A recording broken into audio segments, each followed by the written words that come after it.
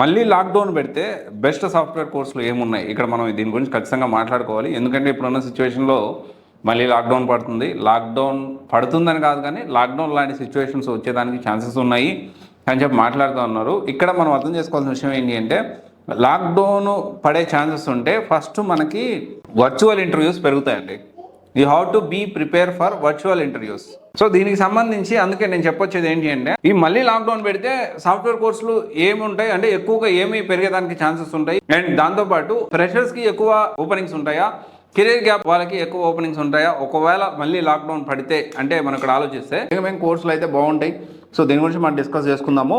So I think ఒకవేళ మళ్ళీ lockdown అలాంటి సిచ్యువేషన్ వస్తే లేకపోతే వర్చువల్ ఇంటర్వ్యూస్ పెరిగితే కమింగ్ డేస్లో ఆల్రెడీ చూస్తున్నాము పెట్రోల్ సంబంధించి కొంచెం ఏదో గందరగోళం నడుస్తూ ఉంది. దాంతోపాటు గ్యాస్ ఓకే సో మన ఇంట్లో వాడే గ్యాస్ కూడా కొంచెం గందరగోళం నడుస్తూ ఉంది. అయితే దీనికి సంబంధించి మనము ఫస్ట్ ఆఫ్ ఆల్ ఎక్కువగా టూల్స్కి పాపులారిటీ పెరిగేదానికి ఛాన్స్ ఉంది. జనరల్గా ఏంటి అంటే ఆపర్చునిటీస్ అయితే చాలా పెరుగుతాయి. అండ్ మరి ముఖ్యంగా మళ్ళీ లాక్డౌన్ పడితే కరోనా లాంటి సిచ్యువేషన్స్ మళ్ళీ వస్తే జీతాలు పెరుగుతాయి. ఫస్ట్ ఆఫ్ ఆల్ శాలరీస్ చాలా పెరుగుతాయి అండ్ మనకి సేవింగ్స్ కూడా ఉంటాయి ఎందుకంటే మనం ఎక్కువ వర్క్ ఫ్రమ్ హోమ్ చేస్తాం కాబట్టి. అండ్ దాంతోపాటు టూల్స్కి ఎక్కువ పాపులారిటీ, టూల్స్ నేర్చుకున్న వాళ్ళకి టూల్ డెవలప్మెంట్ సైడ్ వాళ్ళకి కొంచెం ఆపర్చునిటీస్ పెరిగేదానికి ఛాన్స్ ఉంది. అండ్ ఫ్రెషర్స్కి కూడా చాలా బాగా ఆపర్చునిటీస్ పెరుగుతాయి.